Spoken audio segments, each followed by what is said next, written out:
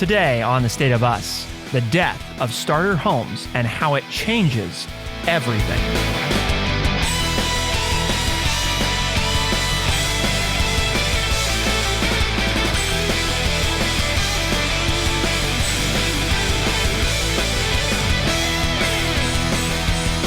Welcome to The State of Us. I'm your host, Justin T. Weller, joined today by the one and only, your friendly redneck liberal and the senior resident historian here at True Chat, Mr. Lance Jackson. Today, we're going to look at how starter homes are becoming increasingly difficult to find. The median house is bigger, emptier, and costlier than it's ever been. And what effect does that have? Not just on housing, right? Because you're sitting there, am I somebody that needs housing? Not just whether or not you need housing, but what does it do to our entire economy, our society, the very notion of the American dream? How are all of these things connected? And why are some of those things becoming more complicated? What can we do about it? No small task to cover, but Lance, the stat that we start out with today is that in the 1940s, nearly 70% of new houses were 1,400 square feet or less. Okay, so in the 1940s, 70% of housing, of new housing, was 1,400 square feet or less. Today, less than 8%. Yeah, I mean, it's an interesting question when you 70 look at to it. 8. Right.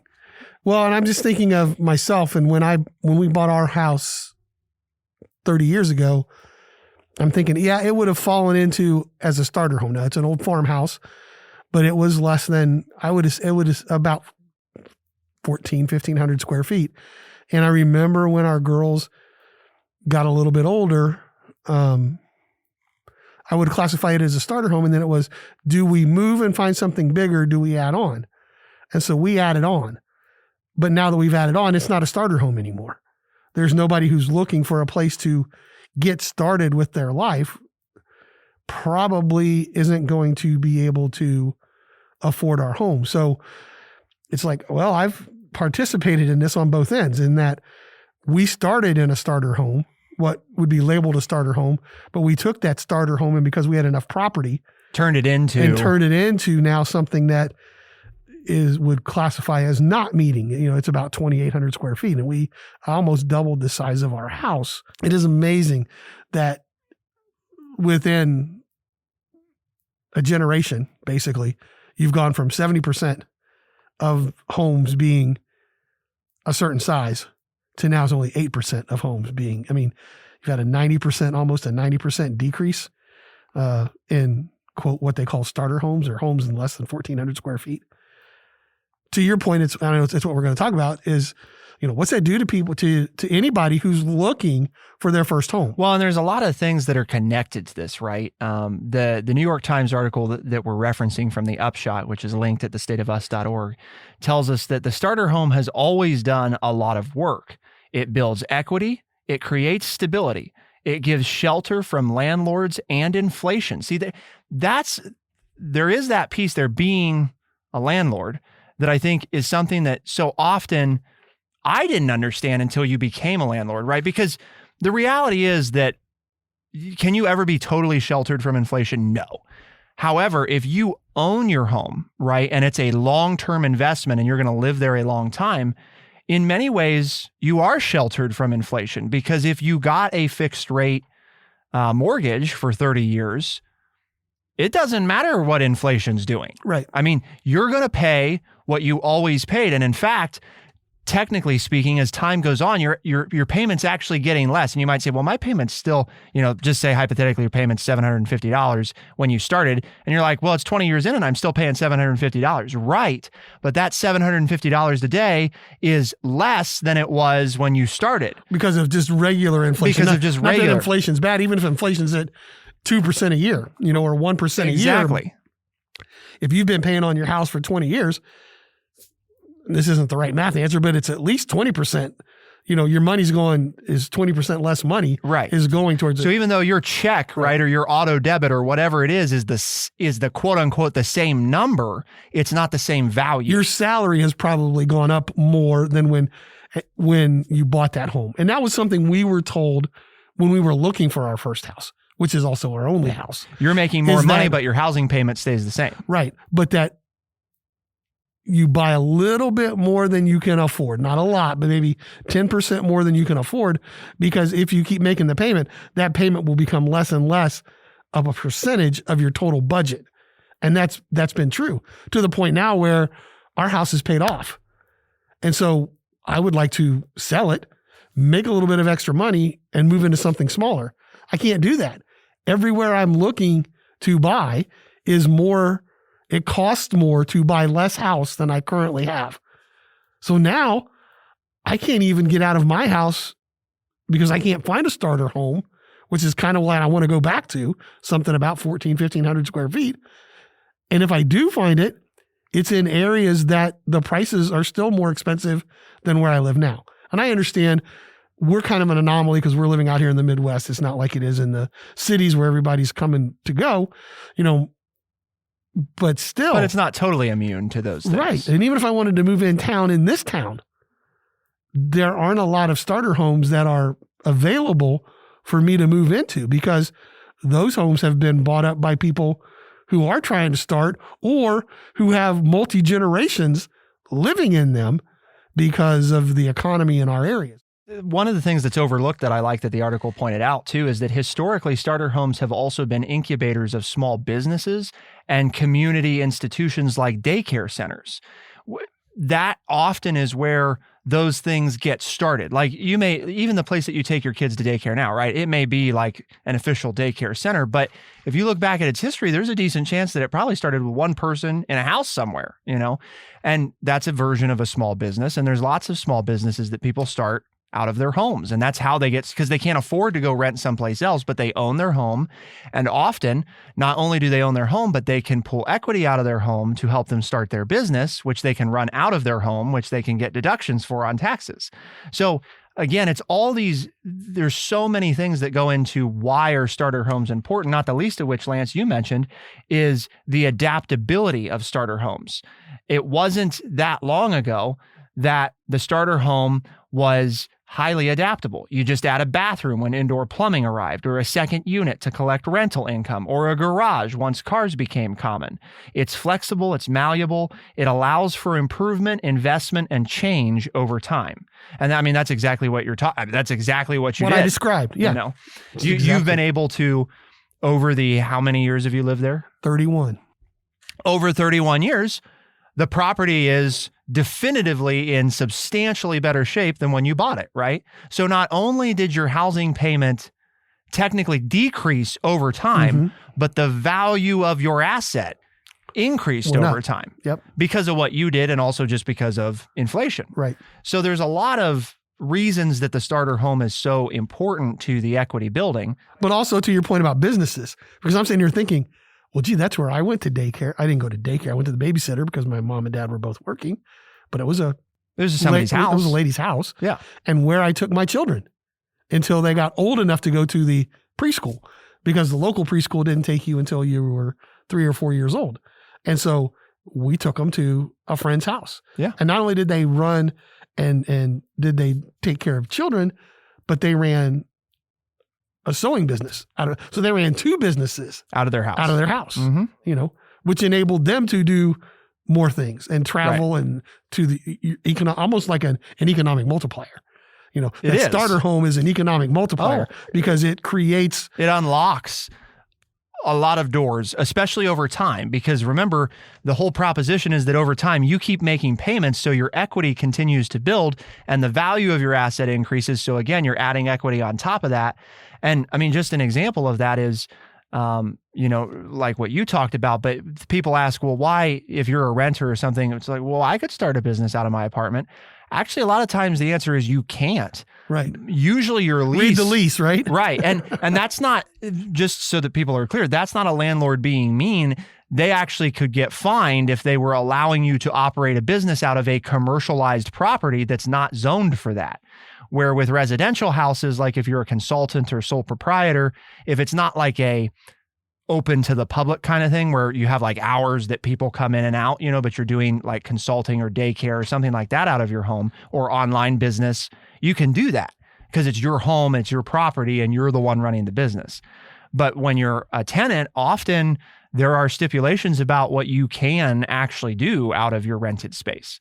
And, you know, that becomes a very real thing then for you're maybe not going to do those things. So the thing that we have to look at next, though, is the information about the two trends. We already talked about the size of homes, but what about the number of people? Because you mentioned this multi-generational thing. What about the number of people living in these homes? So the homes are getting bigger. Are there more or less people living in them? And what does that tell us about the changing dynamic of who owns homes? Keep it here on The State of Us. We'll be right back.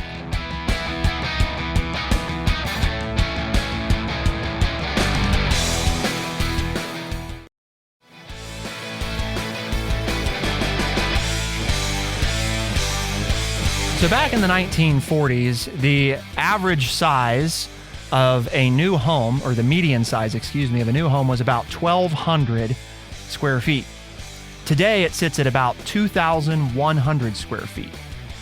Now, the people per household, because this is another real interesting thing. So the median size of a new house was about 1,200 square feet. You want to guess how many people, the median number of people living in those houses was, Lance? Well, I'm going to say 40s. So I'm using history here. After World War II, I'm going to say 4.5? 9.7. That was the median people per household in the 1940s. In a 1,200 square foot house. Mm-hmm. Wow. Okay. Today, 2.4. And the houses are 2,100 square feet. So the house is almost twice as big, but 3 times less people. Exactly. Almost twice as big. Yeah. With 3 times less people. You want to know part of what contributes to the housing problem is what we just shared with you right there. Because the homes are bigger, so they take up more space. And there are less people living in each home. So you have to have more homes to house people because we don't have as many people living per home. You have people living in their cars who are working full time because there is no place for them to purchase land or there's no home for them to purchase. Now, they maybe are parked on a street in front of McMansions, of 3,000 and 4,000 square foot homes that could easily have 2 or 3 homes on them, but there's only one home there with a husband and wife living there. And so therefore they who are working full time don't have any money. There's no home for them to buy. Or if one of those homes go for sale, it costs a whole lot more than what they can afford. This isn't captured in the article either, but there was a time where it may have also been likely that your offspring ended up taking over ownership of the home. And so they take the bigger home, family comes in. I mean, that's actually what happened like with my parents. Right.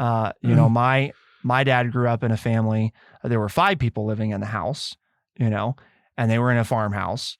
And when he was ready to have a family, I mean, it didn't exactly, but the long story short, right, is parents move out to a smaller home that's more appropriate for 2 people. And the new family that's going to have 4 people takes over the bigger house. So there was an equitable shift in, square footage per person. But the days of that happening have also changed a lot too. People are more mobile than they used to be. People are more transient with their work, right? They're more transient with their work. Mm-hmm. I would love, and I've offered both my daughters my house. Yeah. I said, you put a new heating and cooling system in it, you can have the house. Yeah. I'll sell you the house for the price of a new heating and cooling unit. Mm-hmm. And they're both like, yeah, well, thanks, Dad. We're not coming back. Yep. And so now I'm sitting here with this big old house and nobody wants it. Yep. So part of what happened, because I think this is where we have to understand, in the early 20th century, communities were effectively using all kinds of models to solve for affordable entry-level housing. So what were they doing? Well, when the arrival of the car enabled people to move further away, right, because you don't need public transit then, and new planning ideas declared what would be built there. Because when you do planned developments, as they're called, right, planned urban development, PUDs often.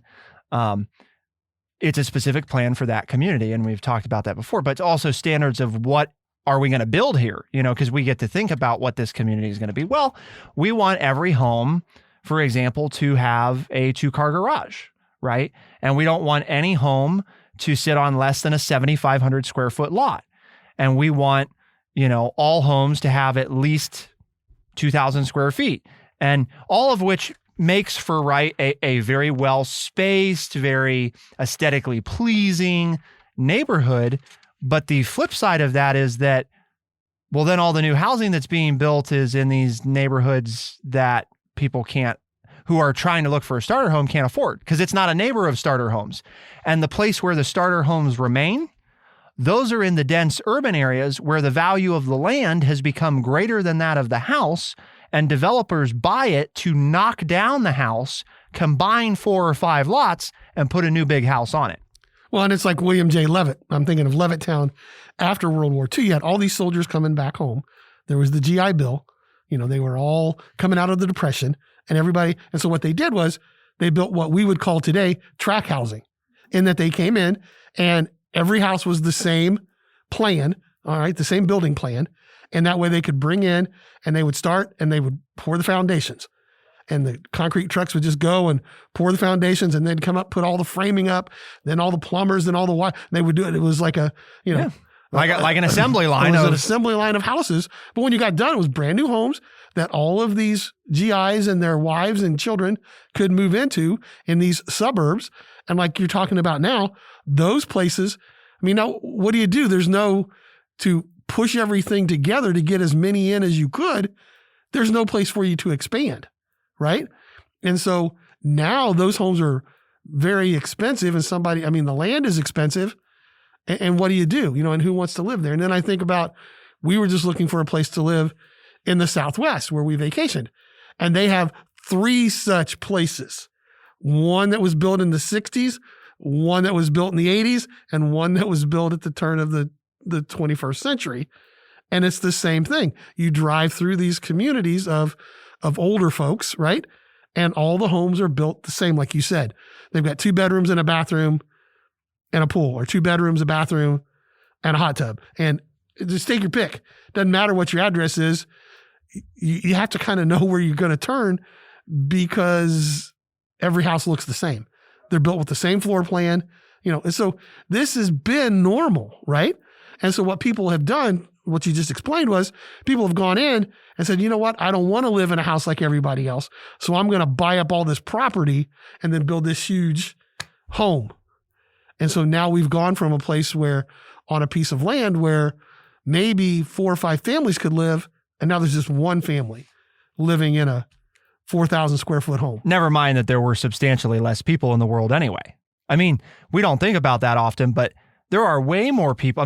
Almost double the number of people, that there were at the beginning of the 20th century. So the other thing, whether you're talking about in the world or the United States right, or any country in the world. Yeah, I'm just saying, from a global housing standpoint, there are more people today, way more people than there were. There are very few smaller homes available for people who are just starting out to buy. Yep. They all have to buy houses like mine that I've worked for 25 or 30 years to put together. They have to buy those right out of the gate. Yep. Which is monetarily almost impossible. The other thing is, I guess there's a fundamental question that we kind of hinted at that has to be discussed as well, is we've talked a lot about on this program over the years that we've been doing it, how the American dream is changing, right? And or isn't as attainable as it once was. A huge part of what's linked to that, and a huge part of the stereotypical American dream, is prefaced on buying a home early in life and building the equity. That's it. That's a big part of it, But the government set it up that way. Right. Well, because they offered before the 1940s, 50s, that wasn't really, most people didn't own their property. In fact, it was the opposite, actually. Most people were. Right. We haven't talked about that, but you can flip. The majority of people rented their home before World War II. And it wasn't until post-World War II that it became the opposite, that more people began to own a home. But then that really worked for that economy. And now we've maxed that out, and we're not getting any leadership from the government to change the way that wealth is attained. And so it's making it virtually impossible for these new generations to coming along to do anything because we're still using the old model of how to attain wealth, and they can't get a foot in the door. So, well, and the few that do, and that's the whole thing then, right? About this is why it doesn't make the people that get their foot in the door evil, but what it means is that once you do, the gaps continue to widen because there's very few that do, and the ones that do are often the ones that hit it big, because, and then, so the gap became proportionally where you were closer once, and closing that gap was easier. Now the gap's bigger because you're so far behind, like if you're a millennial, right, and you're like turning 40 and you don't own a home yet, you might, if you're up against somebody who's 22 and bought a home, they're going to, that gap, you're never probably going to close that gap now that you're 40. You hear it in the media. The gap between the haves and the have-nots. Yeah. This is why it's occurring. Right. That's what you're explaining. This is a huge part of that. You may say, oh, well, they're just like, it doesn't have anything to do with whether they're working hard or not. Doesn't have anything to do if they have an education and a good job. It's just, it's taking so much longer to get your foot in the door of this new house that your opportunities are not there. And honestly, the other thing is, you hinted at this, we've talked about, well, where do most people live? Well, most people don't live where Lance and I are recording this show. A huge part of the reason that I've been able to do what I've done is partly because I am where I am geographically. In a depressed economy. Exactly. Compared to other places in the country. Right. But that also means property, right, is more affordable here than it is other places.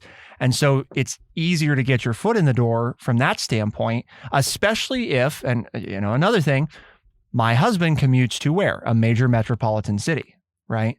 So if you're willing to make that commute, live further out, as it mentioned, right? Mm-hmm.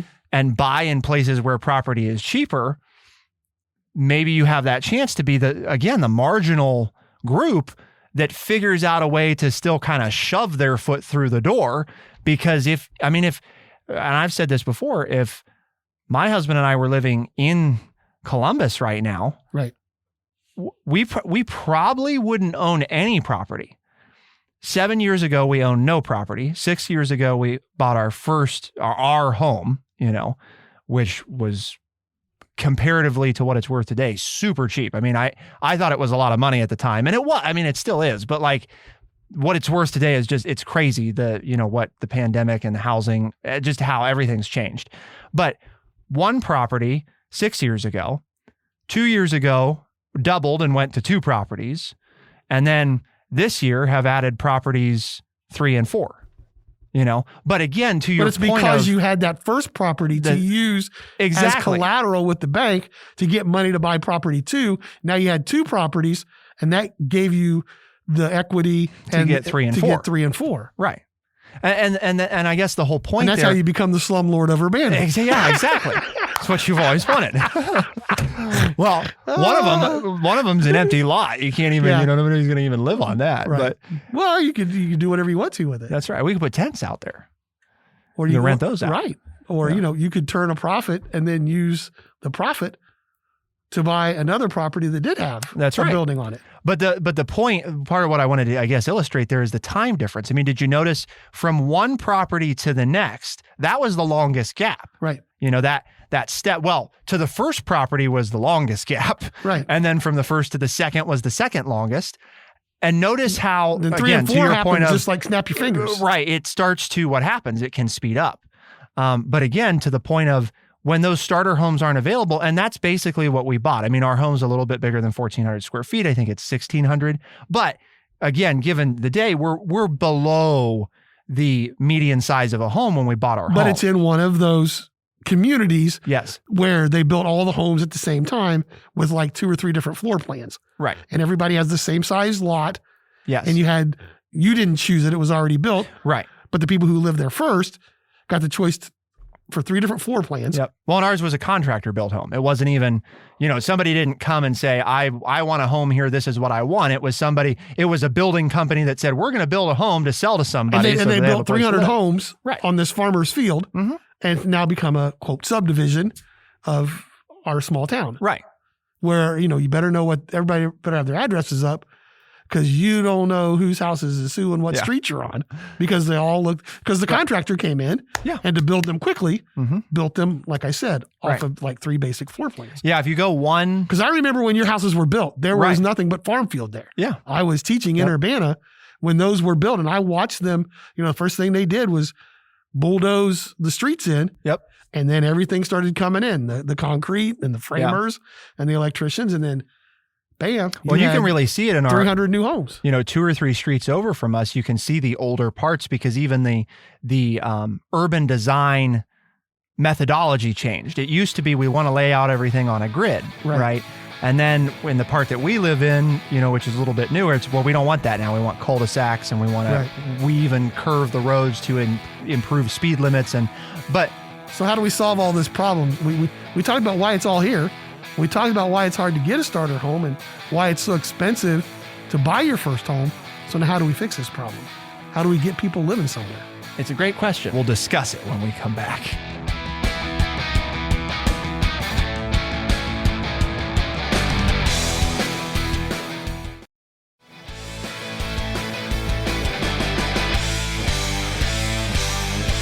I just want you to notice that I said we'll discuss it when we come back. I noticed that. Because you I almost said we're going to solve it. Yeah.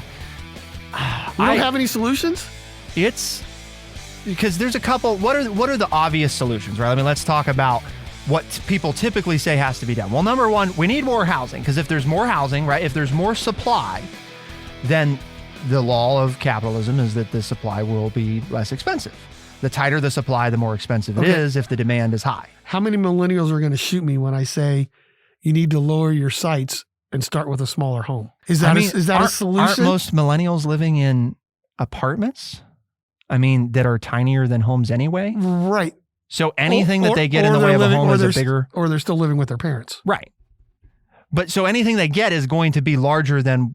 But if you live with your parents, they might be in a big home. And then so how do you make that step you're accustomed to living where your parents lived, because you don't remember how your parents started out.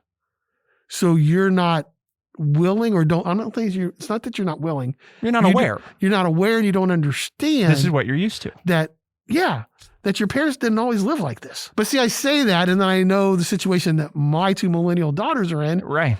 And they're aware. We've talked to them about how we started, and they're willing to start somewhere smaller. But the availability is not there. But there's nothing for them to get. And that was the next thing of right. And why is that? Because there lies in the next question to answer is, well, why? Well, we talked about... one of them's looking to do what you're doing. Yeah. And that is move outside of a major metropolitan area and have a 30-minute commute so they can get more home and more land, because they want that. Right. They want what they grew up with. And the only way to get it is to do that. Is not in the city where they work, but because you need to be a multimillionaire in order to even consider doing that. Right. I mean, the people that have those types of properties in the city are one of two things. They either had the money to come in and do it, or they were there before they got surrounded by everything else. That's what happened with my grandparents who lived in Hilliard. They were there back when Hilliard, Ohio was smaller than where Lance and I live right now. Yep. It was a tinier town, than this. And they had 2 acres, and that wasn't a big deal, because it's like, well, this is cheap. We're 30 to 40 minutes outside Columbus, and there were 3,000, 5,000 acre farms. Right. There weren't even any interstates at that point. No, you couldn't get there other than country roads. Yeah. So, they bought this place that was essentially in the country, real cheap. And today, Hilliard is all around it, and you have 2 acres, with 2 homes sitting on it, smack dab in the middle of a place where you would pay, I don't know, $750,000 for a 1/4 acre lot. So you have this crazy asset, but not because you had all this money, just because you were there long enough that you got surrounded and your property. At a place where everybody else decided to come live. Right. The people that are able to afford homes are skipping the starter home. I'm not blaming the, I want to be real clear. I'm not saying it's these people who can afford, it's not their fault per se. It's not like, we want to close people out of starter homes. But when people are looking to build homes, investors, they're looking at, well, who can afford a home?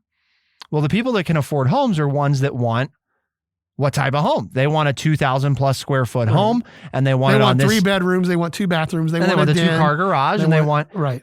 So it's not that anybody in this chain is like, oh, we don't, we hate starter homes. It's, well, I don't want a starter home. I want a blank. If I'm a business person and I'm investing my money to build homes, there's nothing to push me to build starter homes. I mean, again, and I'm not an expert by any means, folks, but maybe some of you out there who have been in real estate a long time, I think there's a big missed opportunity with starter homes right now.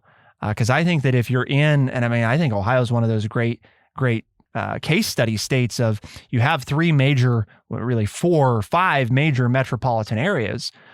If you look at all communities that are within an hour commute of those, and you say, okay, here's the lowest property value places, we're going to do planned developments in these places for starter homes and market to the millennials that live in those cities who, again, we know from previous episodes, it's not that millennials aren't willing to buy homes. Many of them would like to. It's that they can't because there aren't homes available that they can afford. Oh, wow. And all we're doing is recycling history, because that's what happened back in the 40s and 50s when they built the suburbs in the first place. Right. Because that's what the suburbs were back then.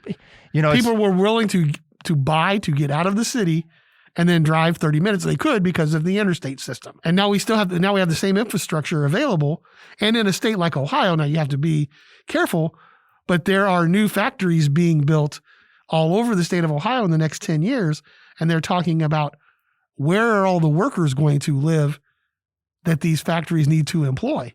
Because right now, there's one on the east side of Columbus going up, a EV battery company. Yep. Supposed to employ 3,000 or 4,000 people. Where are they going to live? Where are they going to live? Because the people who are living there already have jobs. For somebody with money and smarter than I am, that seems like a business opportunity. Right. Yeah. If you got money and time, there's money to be made. The problem though is, right, if you're in the business of making money, if I can wait and make money, or I can make the money now, and I'm going to make the same or better money if I do it now. Again, it's not being evil. It's just, how many people out there could you really look at and say would take the deal of, well, why would I, if I could do something and wait and make money in the future, or I could do something now and make money today, why would I wait and do the other thing if I can make as much money doing the thing today? Well, why wouldn't you do it today?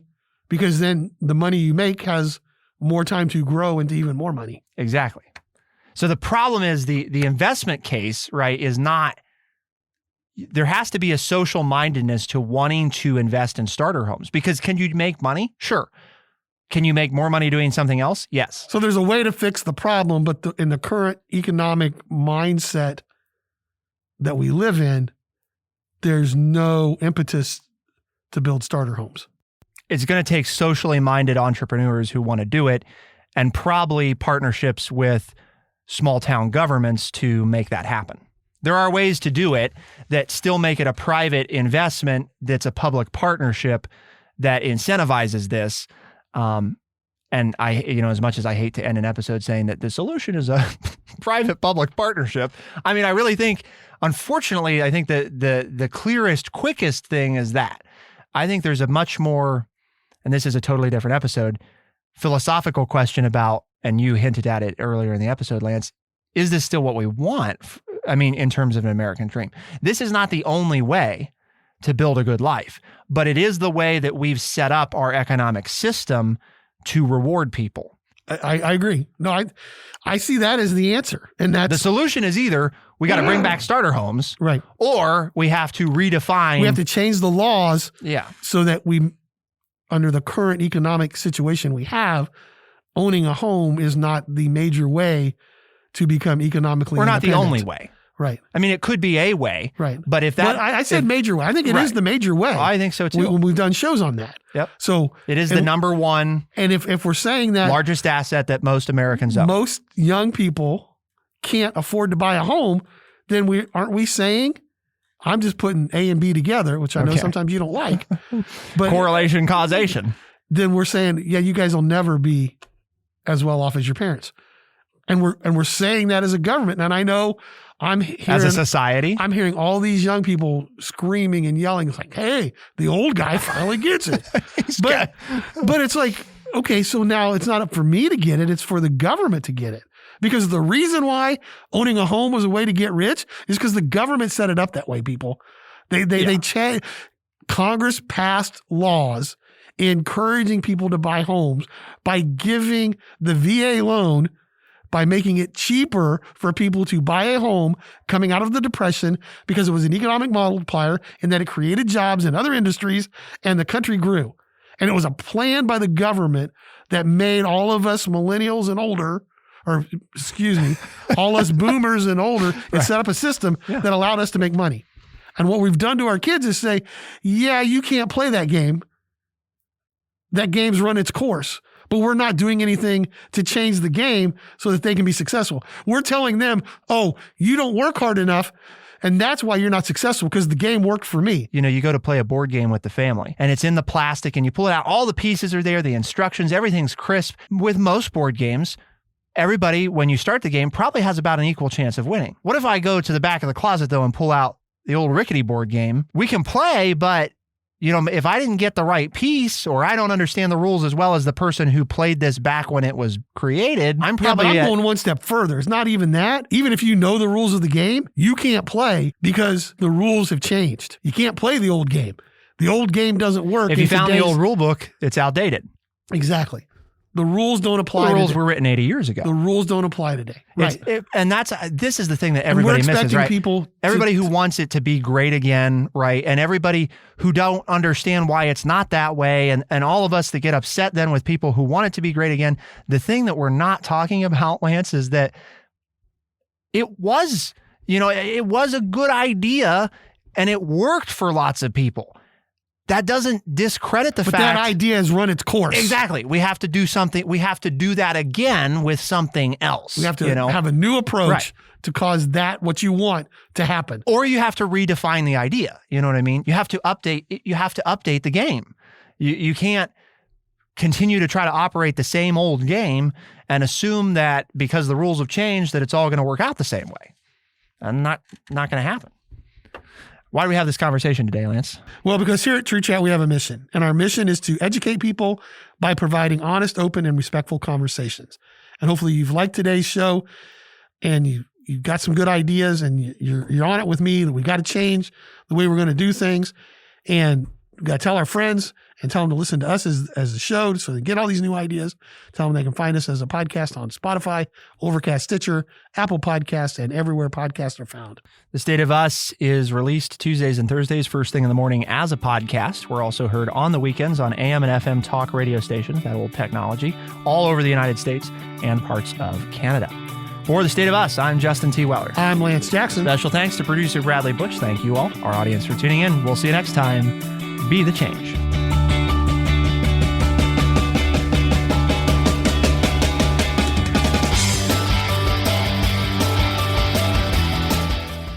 Be sure to check out our website, thestateofus.org, for books, articles, and all the ways to tune in. thestateofus.org.